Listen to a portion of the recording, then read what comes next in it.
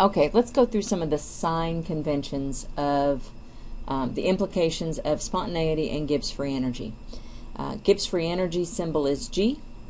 The delta G, the change in Gibbs free energy, is defined as the delta H minus the T delta S. It includes both information about the enthalpy change and the entropy change for the system. A minute ago, or it was for me a minute ago, in a previous video we talked about the fact that the entropy change of the universe has to be positive for it to be spontaneous, and that the entropy change of the universe involves the enthalpy change and the entropy change for the system, and so that's why they're tied together in the Gibbs free energy. By its definition, if the Gibbs free energy is negative, if it is less than zero, the change in Gibbs free energy, you are looking at a spontaneous change. Likewise, if the delta G is positive, you're looking at a non-spontaneous change. Now let's go through some sign conventions and talk about how that makes sense. Recall in a previous video we talked about the driving forces for spontaneity. There are two driving forces for reactions to be spontaneous. One is for the reaction to be exothermic, and the other is for the reaction to have an increase in entropy. Exothermic implies that my delta H value will be negative. We learned that in Chem 1. If the enthalpy change is negative, I'm looking at an exothermic process. An increase in entropy implies that the delta S must be positive, so the delta S, the change in the entropy for the system, will be greater than 0. If I said 1 a minute ago, I mean 0. Delta H is less than 0, delta S is greater than 0. Those are driving forces. They are not both absolutely necessary, because we know some endothermic processes that are spontaneous under certain conditions. We know some processes that have a decrease in entropy that are also spontaneous under certain conditions. But let's look at it mathematically, pure numbers.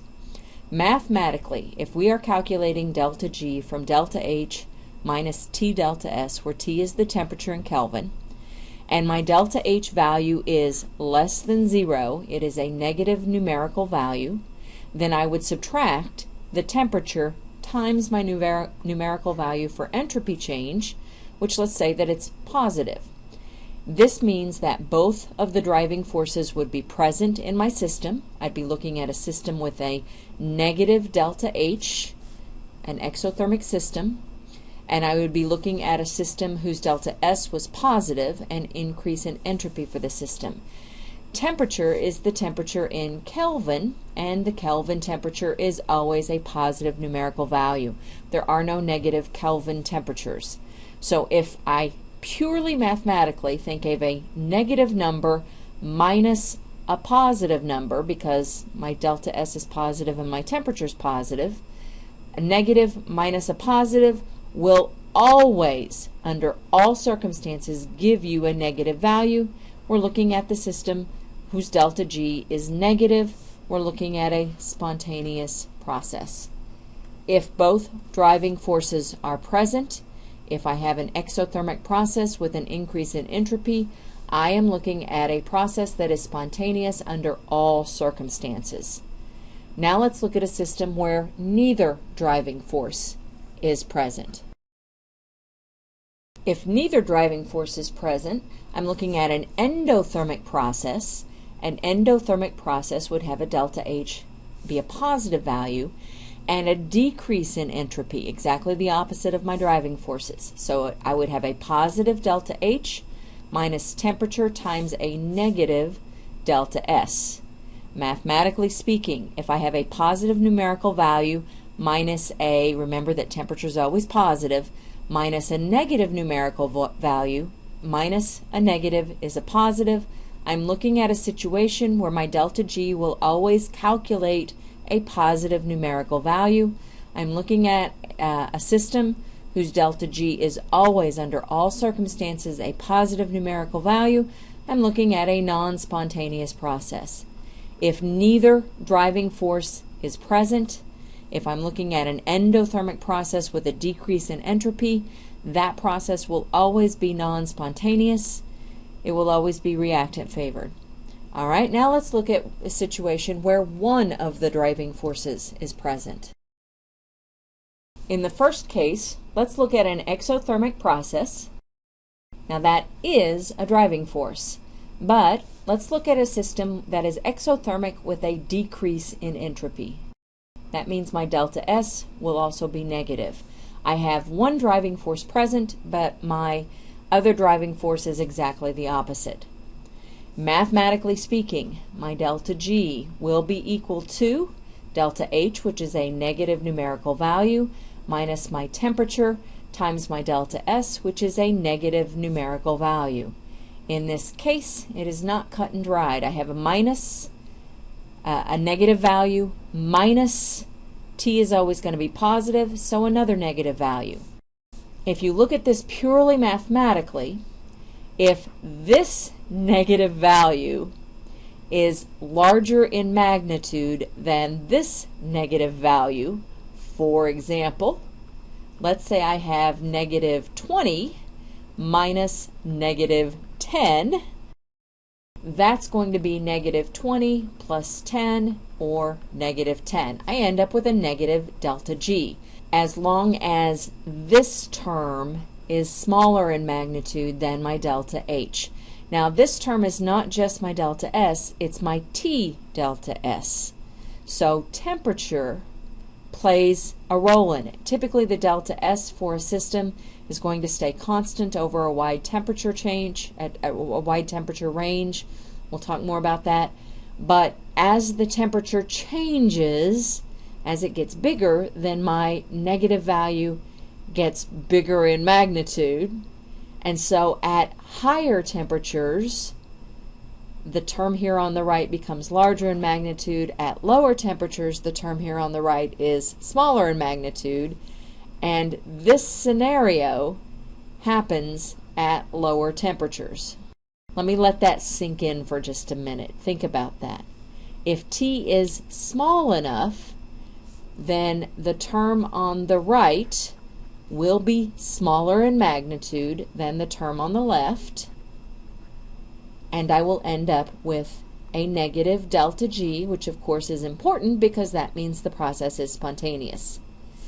If I have an exothermic process with a decrease in entropy rather than an increase in entropy, I will find that it is spontaneous at lower temperatures. Let's talk about what might be an example of an exothermic process that has a decrease in entropy. Let me give you a real easy one. Steam condensing to a liquid. In order for the gas to become a liquid, it has to release heat. And you can think of that in the opposite direction. In order for a liquid to go to a gas, it has to absorb heat. Gas going to a liquid has to release heat. That means it's exothermic. That means delta H is negative.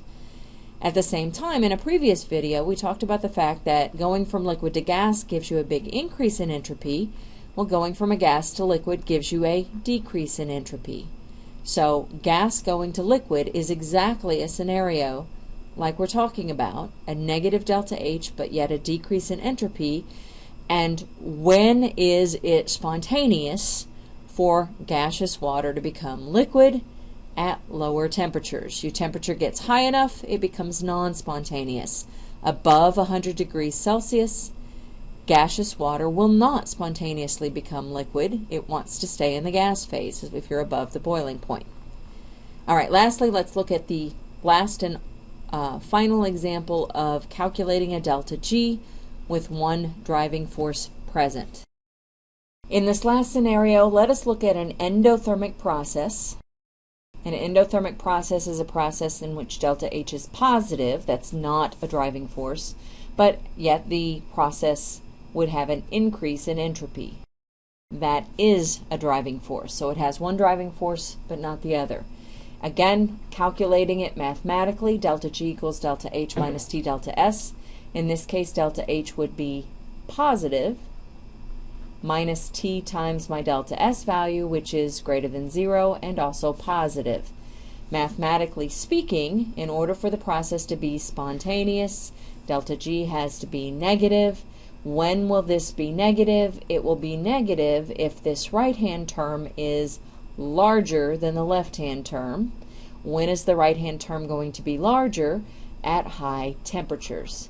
So at higher T's, this process will be spontaneous. Delta G will be less than 0. Again, you can think of it by plugging in something. For example, if I have 10, in this case a positive 10, minus T is always positive, and then my delta S would be positive. Let's say a bigger in magnitude value, 20.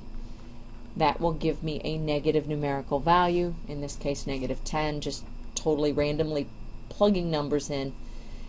We do end up with a spontaneous process. To give you an example, let's go back to one of the first ones we looked at, an ice cube melting.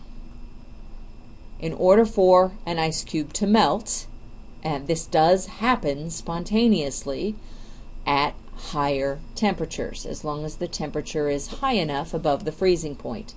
In order for water to melt, in order for ice to melt, it has to absorb heat, which is an endothermic process, which means my delta H is greater than 0. At the same time, going from a solid to liquid is an increase in entropy. My delta S is also positive. I have exactly the scenario we've outlined here, and this happens as long as the temperature is high enough.